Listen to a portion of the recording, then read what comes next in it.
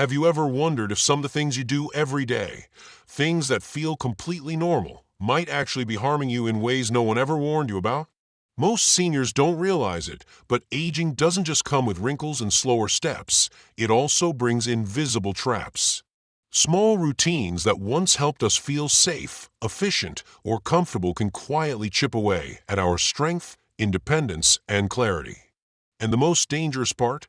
These harmful habits often don't feel bad. They feel familiar, harmless, even responsible. But over time, these quiet routines can lead to bigger consequences: aching joints, foggy memory, unexpected falls, increased medications, or a creeping feeling that life isn't quite what it used to be. You start wondering, why am I feeling more tired? When did I stop feeling like myself? This video is not about scaring you. It's about empowering you. Today, we're going to uncover 6 harmful habits many seniors fall into after 70, and we're going to talk about how to let go of them gently, realistically, and with confidence. So, whether you're 70, 75, 80, or beyond, stay with us until the end. Because the last habit we reveal is one that nearly every senior ignores, and it might just be the most important one to change. Comment 1 if you enjoy videos like this, and 0 if you think we could improve. Don't forget to subscribe and turn on the bell so you never miss our helpful weekly tips. Your support helps us continue creating content just for you.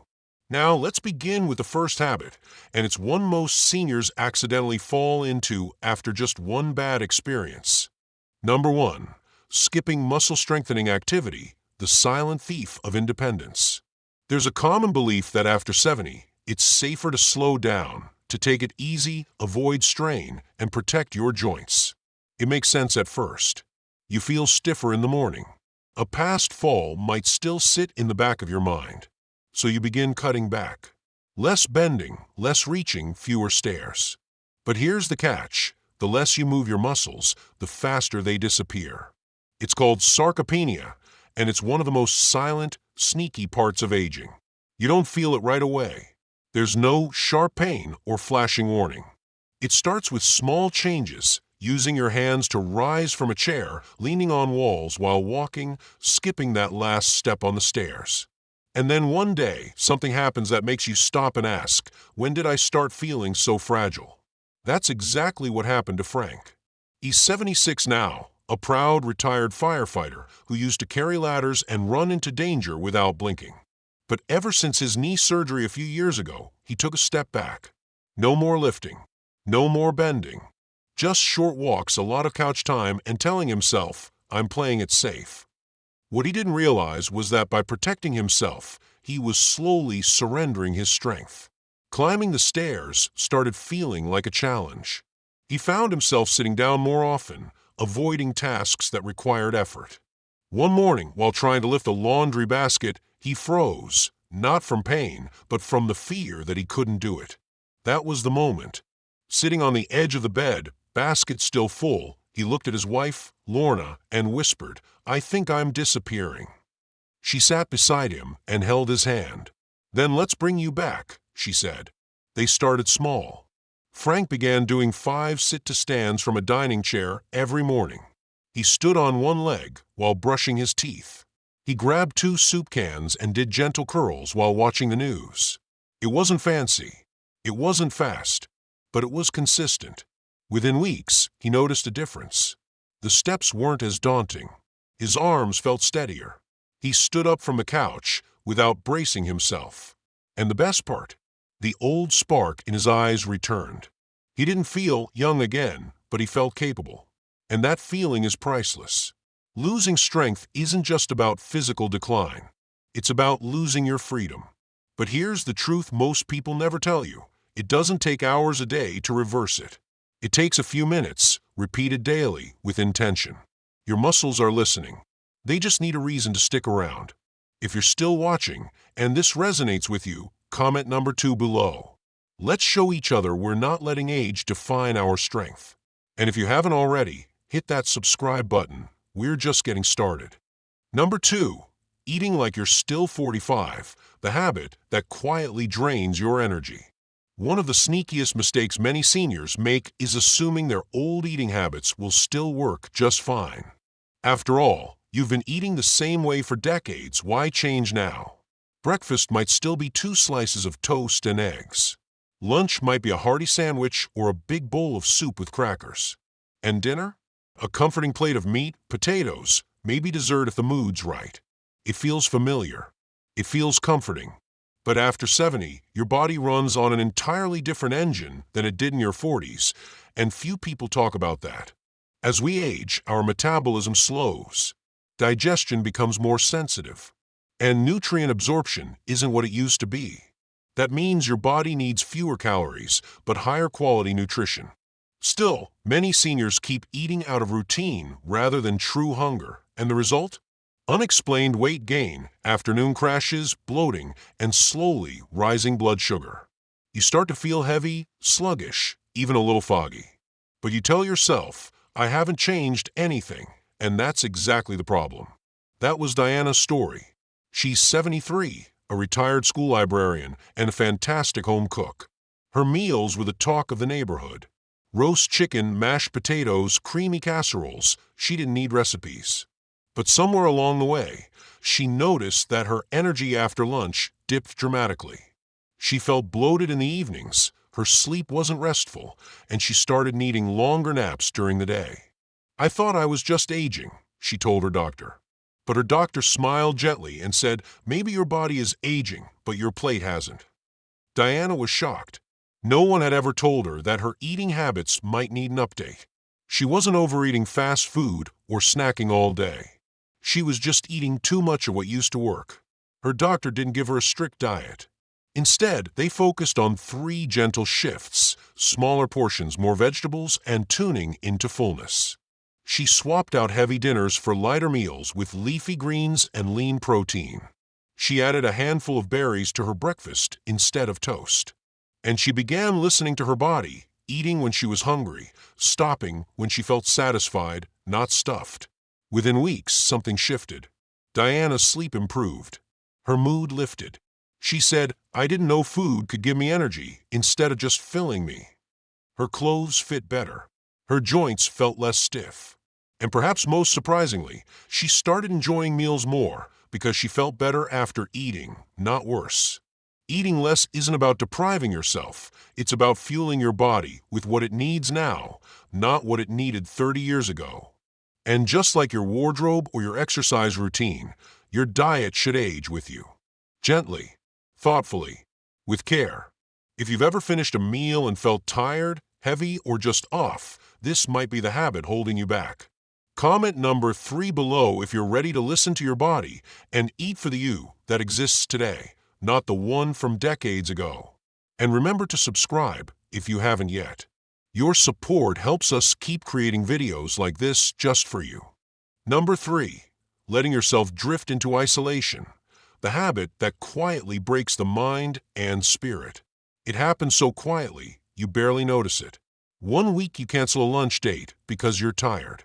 The next, you skip your walking group because your knees ache. Then someone calls, but you let it go to voicemail. You tell yourself you're just enjoying your peace. And maybe you are. But over time, those little moments of disconnection add up. And what once felt like rest slowly turns into something more dangerous, isolation. Most seniors don't realize that loneliness isn't just an emotional issue, it's a health one. Studies have shown that chronic loneliness can raise your risk of memory loss, heart problems, and even early death. It's as harmful as smoking 15 cigarettes a day, according to one Harvard study. And yet, no one sends you a warning when it starts. It just happens, quietly, silently, until your days start to blend together and your motivation slips through your fingers like sand. That's exactly what happened to Rosa. She's 78, and 3 years ago, she lost her husband of 52 years. At first, she told everyone she just needed time. Time to grieve, to adjust, to heal. But as months passed, time turned into avoidance. She stopped going to church. She stopped calling her old friends. She told her daughter, I'm fine, and meant it. But inside, something was dimming. One day, her neighbor knocked and invited her to a community cooking group for seniors. Rosa almost said no. She stared at the flyer on her kitchen counter for a full week. Then, out of nowhere, she went. Just to see. Just for 1 hour. What happened next surprised her. They weren't loud. They weren't overbearing. They were just kind. Laughing over recipes. Swapping stories about childhood dishes. No pressure. Just connection. That evening, Rosa sat in her quiet kitchen and felt something she hadn't in a long time, aliveness. It wasn't the food. It was the faces, the voices, the sense that she still had something to offer. From then on, she made a deal with herself, one social connection a week. A phone call, a walk with a neighbor, a quick visit to the senior center. And slowly, she felt her spirit return. You don't need to fill your calendar to stay connected. But you do need to be intentional. Because isolation doesn't knock loudly, it whispers. And if you don't answer back with a bit of laughter, conversation, or shared space, it can start to feel like your world is shrinking. If this resonates with you, if you felt yourself pulling away without meaning to, comment number 4 below.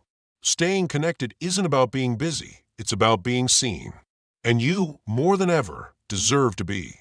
Number 4, ignoring subtle health changes, the habit that delays the help you deserve. It's tempting to brush off the little things. A small ache, a little swelling, that moment of dizziness when you stand up too fast. You tell yourself, it's just age, and move on. You don't want to make a fuss. You don't want to bother anyone. And after a lifetime of handling problems on your own, asking for help can feel like surrender. But here's the truth. Ignoring small symptoms can lead to very big problems when you're over 70. The older we get, the more sensitive and communicative our bodies become. A symptom that might have been nothing at 40 could be a red flag at 75. Mild pressure in your chest, tingling in your feet, trouble focusing. They might seem harmless, but they're your body's way of waving a flag, asking for attention before it's too late. Marvin, 81, used to be the kind of man who didn't even take Tylenol. "I'll sleep it off" was his go-to solution. So when he started feeling a little fuzzy in the afternoons, lightheaded, slower to find words, he chalked it up to tiredness. Then he noticed his ankles were swelling by the end of the day. Still, he said nothing. Not to his wife. Not to his daughter. Not even to his doctor. It wasn't until he nearly passed out while tending to his backyard tomatoes that someone finally got concerned. His daughter rushed him to urgent care. Tests followed, and that's when they discovered it, early-stage heart failure. It was treatable, but the doctor made it clear. Had they waited even a few more months, things could have taken a very different turn. That shook Marvin to his core. Not because he was afraid of dying, but because he realized how close he came to giving up years of life simply because he didn't want to overreact. Now Marvin keeps a small notebook on his kitchen table. Every day, he jots down how he feels. Not obsessively, just small notes. Did he feel dizzy? Any unusual swelling? How's his sleep? It's a quiet act of care. And when something feels off for more than a day, he speaks up. Listening to your body isn't a sign of weakness. It's a sign of wisdom. You've spent your whole life caring for others. Now it's time to care for yourself with the same attention and urgency. And remember, if your doctor doesn't take you seriously, you have every right to get a second opinion. Your time, your body, and your health matter too much to be dismissed. If you've ever ignored a symptom thinking it would just go away, comment number 5 below. Let's all remind each other, it's okay to ask questions, to get checked, to take care of ourselves without guilt. Number 5, relying too much on memory, the habit that turns into costly mistakes. There's a quiet kind of pride that comes with remembering everything on your own. Birthdays, appointments, medications. You've been doing it for decades, so why stop now? Writing things down might feel unnecessary, or worse, like admitting you're slipping. But here's what no one tells you. Your brain is doing more than ever, and it's okay to give it a little help. As we age, short-term memory becomes less reliable. It's completely normal. You might start a sentence and forget where it was going, or walk into a room and wonder why you went there. It's not alarming. It's just part of the brain's natural rhythm, slowing a bit. But the danger comes when we still expect our memory to carry the full load, especially when it involves medications, medical appointments, or financial matters. Helen, 75, took pride in being sharp. She balanced the family budget, kept birthdays memorized, and never missed a single doctor's visit, until she did. One week, she missed a specialist appointment she'd been waiting on for months. A few days later, she stood in her kitchen holding her pill bottle, confused. Did I already take this today? The doubt unsettled her. She put the bottle back down, but later that night, chest tightness reminded her she had skipped a vital blood pressure pill. At first, she was embarrassed. She didn't tell anyone. She just kept trying harder to remember better. But when it happened again, this time with her diabetes medication, she knew it wasn't something to hide. It was something to solve. She bought a weekly pill organizer and started using sticky notes on her bathroom mirror. Then her son showed her how to use phone alarms, just 2 gentle buzzes each day to remind her about pills and her afternoon walk. The change was instant. No more second-guessing. No more panic, what did I forget? Moments. I felt like I finally put down a bag I didn't realize I'd been carrying, she said. I wasn't losing my mind, I was just asking it to do too much. That's the truth of it. Writing things down, setting reminders, keeping calendar, it's not about failure. It's about freedom. It's the freedom to trust that nothing will fall through the cracks. The freedom to focus on joy, not mental checklists. And most of all, the freedom to feel in control, even as time moves forward. If you've ever found yourself repeating, "Did I already do that?" or struggling to keep track of small tasks, comment number 6 below. It's not a weakness to get organized, it's wisdom in action. Number 6, avoiding technology, the habit that quietly shrinks your world. It's easy to say, "I'm too old for that." Especially when it comes to technology. Smartphones, online accounts, video calls, apps, it can all feel overwhelming, even unnecessary. Maybe you've told yourself, "I've lived this long without it. Why bother now?"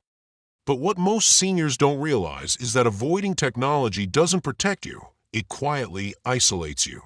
In today's world, so many essential parts of life are moving online. Medical portals, appointment bookings, prescription refills, messages from doctors or family. Even local events and support groups are often announced on social media or email. And by saying no to tech entirely, you may be unintentionally cutting yourself off from help, connection, and peace of mind. That's what Arthur discovered. He's 79, a retired electrician who still insists on reading physical newspapers and paying bills by mail. His daughter, Rachel, had been trying for years to get him to use a smartphone, not for games or scrolling, but just to stay connected. He always refused. "I don't want to deal with screens," he'd grumble. Then one day, Rachel gave birth early. She called, she texted, she sent photos. But Arthur didn't get any of it. He didn't even know his grandson had arrived until 2 days later, when Rachel drove over and told him in person. His heart sank, not from anger, but from a deep, aching regret. "I missed the moment," he said, "and it's one I'll never get back." That night, something shifted. Arthur asked Rachel to teach him. Not everything, just enough. How to open a text, how to see a photo, how to join a video call. It wasn't easy. He forgot things, pressed the wrong buttons, and got frustrated. But after a few weeks, something amazing happened. He got a message. It was a video from Rachel. His grandson, no more than a few weeks old, was smiling for the first time. Arthur watched it again, and again, and again. That little screen, which once felt like a threat, became a bridge. Not just to family, but to independence. He began checking the weather, joining virtual church services, even setting reminders for his blood pressure medication. The more he learned, the more confident he felt. Not in mastering technology, but in knowing he could still grow. Technology isn't the enemy of aging, it's a powerful ally. You don't need to know everything. You just need to start somewhere. A phone call, a calendar alert, a simple app to track your health.